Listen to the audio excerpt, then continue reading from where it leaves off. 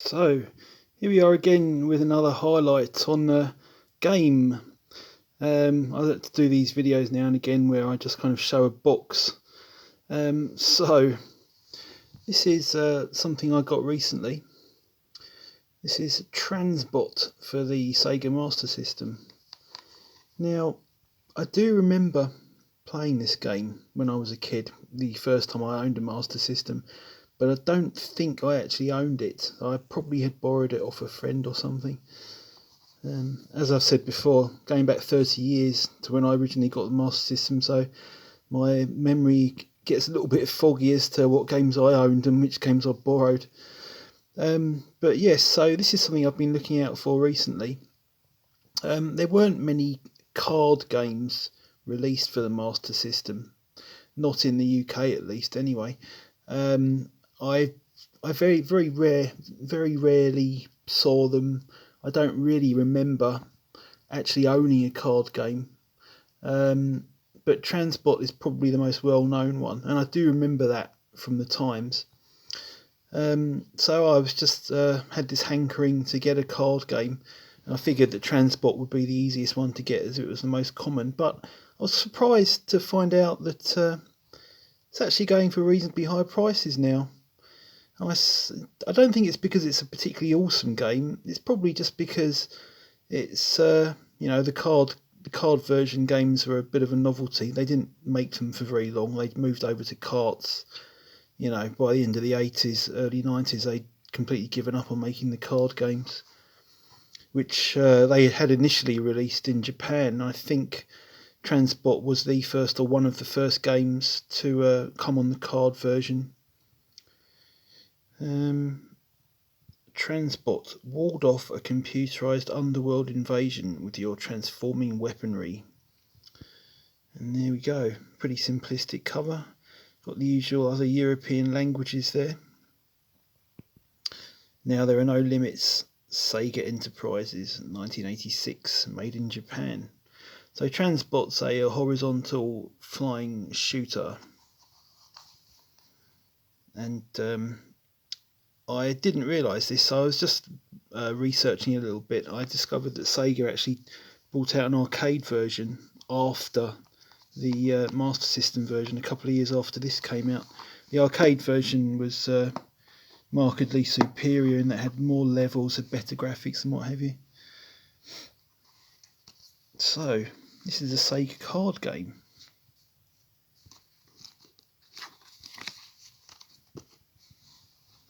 And it's definitely the first time I've seen one or held one for a very long time, that's for sure. So they come in these funny little plastic wallets. This is actually a PC Engine wallet. When I bought this game, well, when I received it recently, it didn't actually come with one, unfortunately. So I just shoved it in a wallet that PC Engine Hue card comes in, just for presentation purposes for this video. So this is a Sega card. Now in Japan, I think they were referred to as My Card. And I think there was a couple of iterations of card games in Japan.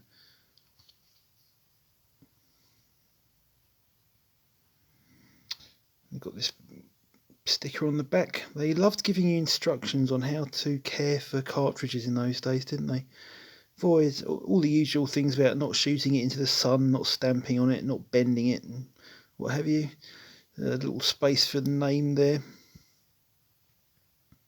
Sega card for use with Sega system only. Made in Japan. Something you don't see on the games anymore. Made in Japan. So yes, the obvious similarity for this style of game is the PC Engine Hue card. I believe the Master System cards were a little bit before the Hue cards. I don't know if the Hue cards directly copied the idea of Sega, but the cards are exactly the same size, and apart from the pads, the contact pads on the Hue cards being slightly different, they are very similar. And it's exactly the same size as a credit card. Now I don't know if that was intentional, but yeah, I held it up to a credit card and it's exactly the same size, so it can't just be a coincidence. I imagine they probably kind of angled to make these cards the same size, because I'm sure credit cards were around a lot longer than before these came out. So that's TransBot. And here we have the original instruction manual.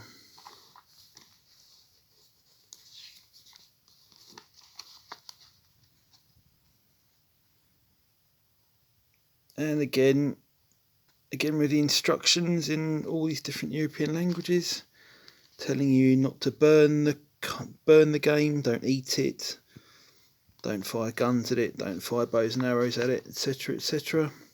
Don't try and play it on the surface of the sun, don't try and play it in Antarctica. All those very useful bits of advice they loved to give you in those days.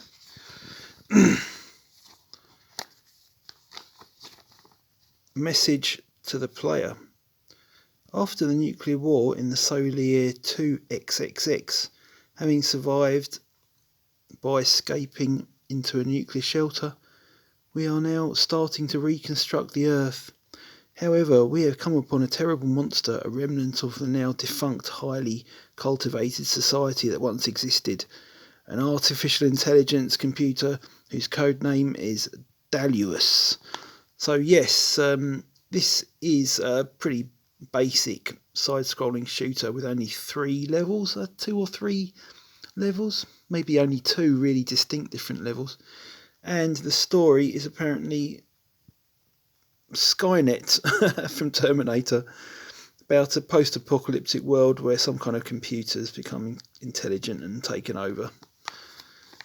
And as you may have noticed on the cover here, our main character is very similar to a transformer, so I presume that TransBot may be copied from the name Transformer, and maybe GoBot as well. If anyone remembers the GoBots, one of those Transformers also had a cartoon, and we did have them. We did have a few kids at school collecting GoBots. So it was kind of a bit of a Transformer versus GoBots type thing going on for a while.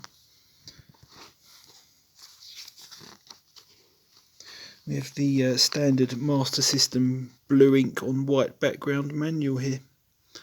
And there's a lot more story to be read about TransBot there, which I am not going to bore you all with now. So what else do we have in this manual? Yes, so the game, you can transform, depending on which weapon you pick up while you're playing, your character can transform between a kind of mecha robot thing that stands in an upright, or flies in an upright standing position, or in the kind of spaceship position like that. You can't change that shape at will. As far as I can see in the game, it just automatically changes the shape of your character depending on what power-up you collect. There's a few power-ups,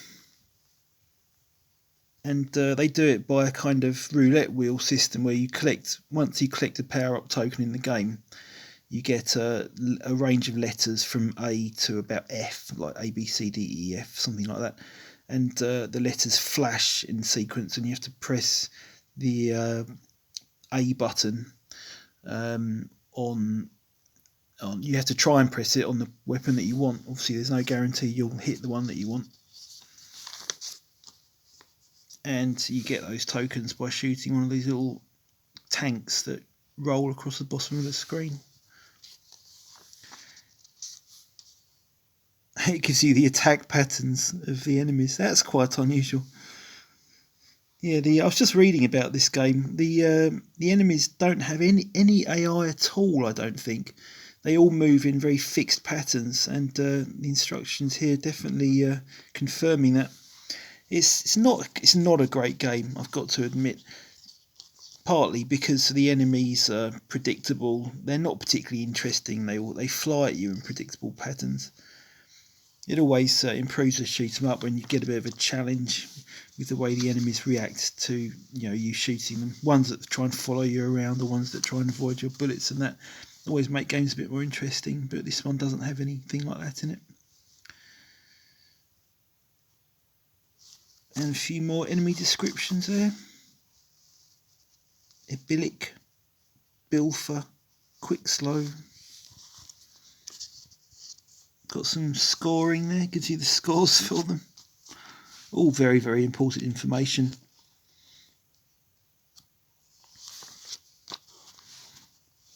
Now this guy, other than obviously being ripped off from an AT-ST from the Star Wars films, is the only boss in the game, as far as I'm aware anyway.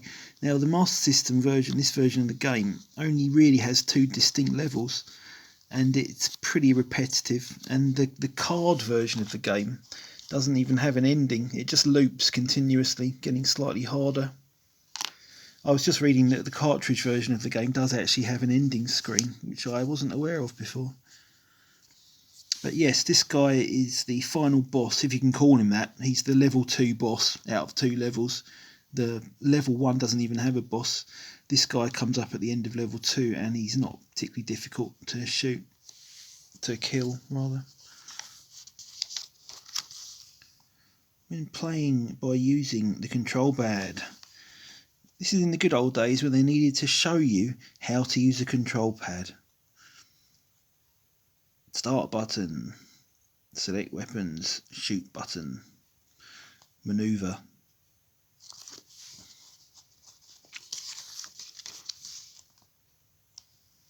Purpose of the game. Carry your battle to the crater-shaped ground, the unmanned mechanized city, the ruins, and then proceed on to the huge underground fortress located at the X point and destroy El Gramzon, the most powerful robot mechanism known to man. I thought the robot mechanism was called Dalaros.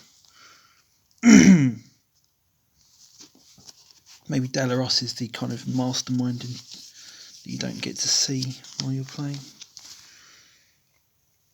High score.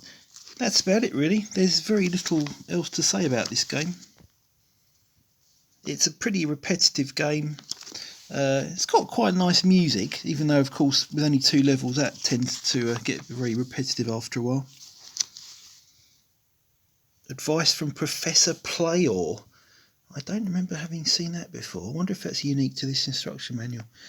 Be familiar with the movements of the turning alphabetical letters so as to be able to select the weapon you desire. During the battle on the ground, try various ways in an effort to find how to proceed to the underground fortress. In this way, you will surely be able to, classic spelling mistake there, reach your destination.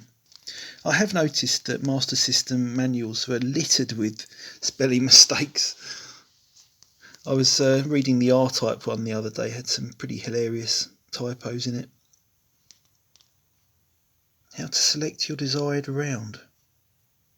Now this is one of those manuals.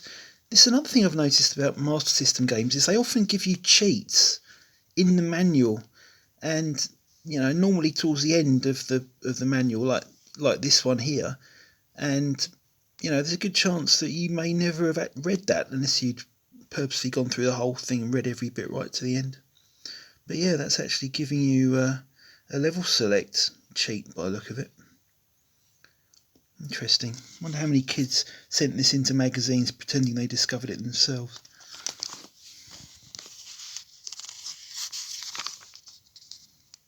And more instructions on how to not destroy your cartridge. They really must have been worried about kids burning, shooting, slashing with razor blades, hammering games. I don't know why they were so paranoid about that.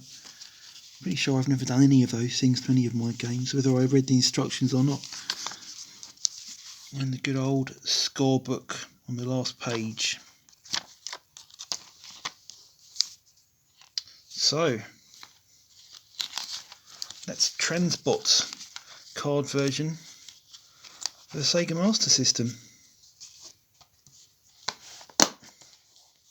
The only Sega card game I've got, and probably the only one I will get, because as I don't know, let me know if I'm wrong in the comments, but as far as I know, none of the card games were particularly good, which is understandable, of course, because they had very limited capacity, memory, ROM capacity for the games, so the games are obviously going to be simple. And one of the things I just can't resist doing is putting my fingers in exactly the same position as this wonderful cover art here. Right, well, that was TransBot. Thanks for watching, and maybe see you again on another video soon. Goodbye.